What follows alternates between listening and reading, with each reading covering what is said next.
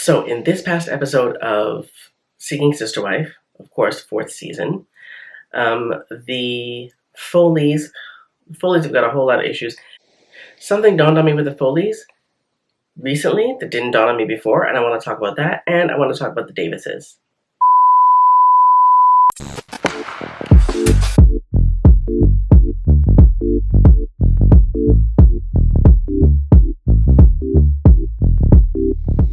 Hey, welcome back to my channel. My name is Debbie. I am the She in Sheality TV, and today, like I said in the intro, I want to talk about Seeking Sister Wife Season 4, specifically the Foleys and the Davises. Let's talk about the Foleys first. Let's get them out of the way.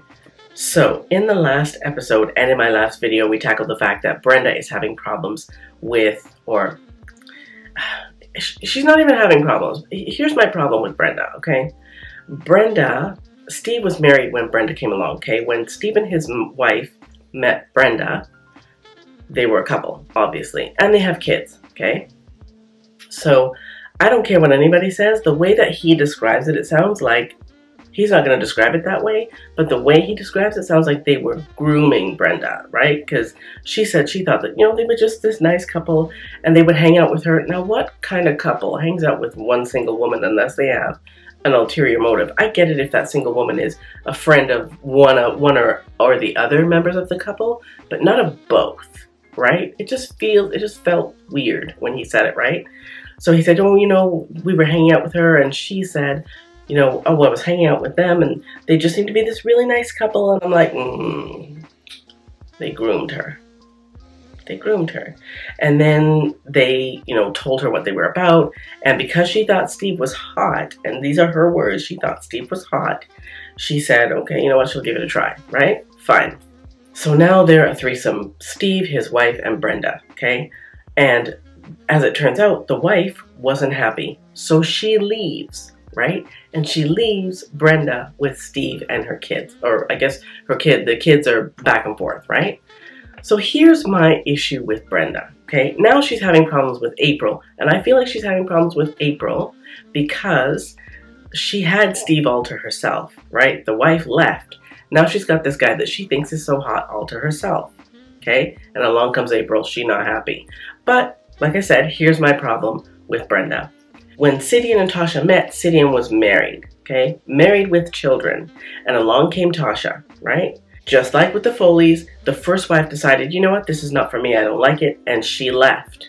But Tasha said, you know what, she shouldn't be the one to leave. I came along, and all of a sudden we have a problem, I'm gonna leave.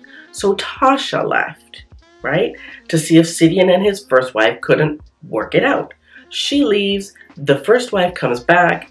After a while, she and Sidian decide that, you know what, maybe Tasha really wasn't the problem because they still can't make it work, and she leaves again.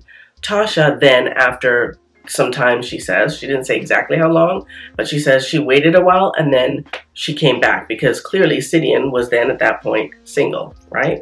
Brenda did not leave. Brenda let the first wife leave. And that is the problem I have with Brenda. She came along, made them a third, they start having problems, or maybe they were having problems before that, but it wasn't until they brought on Brenda as a third that the first wife decided she was going to leave him. Brenda didn't go, you know what? They were a couple before I ever got here, so maybe I should be the one to leave. She didn't do that. She let the first wife leave. That's my problem with Brenda. So now along comes April, and if Steve is paying, I guess, she figures Steve is paying too much attention to April. God, she's just so young. I'm sorry, these people have no business trying to mess up a 21-year-old, 21, 22, whatever she is. She's too young to be in a polygamous, like, come on. She's never been in a relationship, right? A relationship with a man and his wife is just not, I don't think it's the way you should start, right? Unless, it's a family thing, is passed down from generation to generation, and that's a whole other kettle of fish that I'm not even going to get into on this video. But Brenda is having issues with April. Now, Brenda is trying to pretend that it's April's fault that she has issues, but all of this whining and crying that Brenda is doing is all Brenda. Brenda thought she was going to have Steve to herself. That's her problem in a nutshell. And along came April, and now she's not happy because she's not going to have Steve to alter herself. So in my mind, I'm thinking, yeah, it doesn't matter who it is. It could be April, it could be Danielle, it could be Faith, it could be Grace, it could be Emma, it could be whoever. It doesn't matter who it is. Her problem is that she's not going to have Steve alter herself, and she's not going to let anyone get in there. She's not letting any other woman get in there. That's Brenda's problem in a nutshell. So on the flip, I don't think Steve is going to let April go. I feel like this dude, he tries to seem all squeaky clean, but all I see from him is I got a 21-year-old, and I'm gonna try and play it cool. I'm gonna, try and make Brenda comfortable, and because I'm not letting her go. I don't think he wants to let April go. Now, on this past episode, we met his kids. Kids seem super cool. The 16-year-old, I love how outspoken she is because, yeah, Dad, you're disgusting. And that's a 16-year-old girl for you. But his son is, I don't know, his son is more not logical. His son is just like, you know what, it ain't my business. If you're happy, you're happy. And I guess that might be because it's a man thing. Could be because he's older, whatever. But yeah, no, his kids are kind of in and out. His kids, one is repulsed and the other really doesn't care. So yeah, that popped into my head. I was thinking, when I saw her, oh God, the crying. She was crying and she's not giving me what I need. She's just not, I'm giving and, I wanted a friend. I'm just like, bitch, if you want a friend, go find a friend. You don't bring a 21-year-old into your family and try to make her your friend. Come on, you're a grown-ass woman. You can do better than that. Anyways, that's all I got for the Foleys. Let's talk about the Davises. So the Davises are Nick, April, and Jennifer, and they're trying to bring Danielle into their family, okay? Danielle, another early 20s. Like, I don't know what it is with these people and these young girls. I'm guessing maybe because, I don't know, the girls don't know any better, or I don't know. I have no idea. Nick went on a date with Danielle, and apparently that went well, so he brought her back to the house where the other two are living, and so that they could do the deed under the same roof. I don't know, like, they couldn't have got a hotel room. I don't know, that just felt wrong to me. Like, the whole thing feels wrong, but I don't know, hey man, live and let live. Like, do you.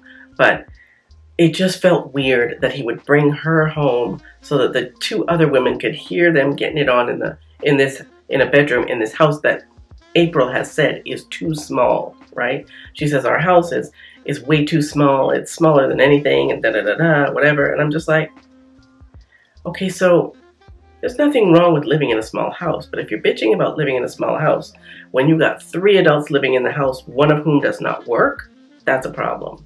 You got 2 incomes and you could have 3. So if what you want is a bigger house, maybe you should make Nick get off his ass. He can stop doing all of that precious thinking that he does and go get a job. Like, dude, why are you not working? And he doesn't seem to have any shame about it. That's my problem. I feel like that could be a me thing. It could just be me. But, dude, you don't feel some type of shame? You got 2 women in the house and they're the ones who go out to work and you sit at home and do what? Surf Tinder? Like, that's what it feels like. So anyway, they decide they're going to go on a staycation so that they can get to know each other better. They go to wherever and they get an Airbnb and they pick up Danielle and Danielle. Actually, I like Danielle, right? I like Danielle, and like with the Foleys, I like April. Because they're, as far as I'm concerned, they're innocents, right? Those girls are innocent. So they pick up Danielle, and Danielle's in the car, and Lord have mercy, the girl doesn't shut up. I get it, she's nervous, but she does not stop talking. So even though we can see April is driving while Danielle is just talking, she's wearing these gigantic glasses so we can't see her face. Like, we can't see her facial expressions, right? But she does say at the end of the clip that, you know what, she realizes that Danielle is probably nervous, which is why she talks so much. So, yeah, that's all that happened with them. They get to whatever their staycation location. And that pretty much ends the segment with them. Anyway, that's all I got for those two couples and this episode of Seeking Sister Wife, Season 4, of course. Again, and as usual, thank you so much for watching. Don't forget to come visit me on Patreon, and I will see you next time.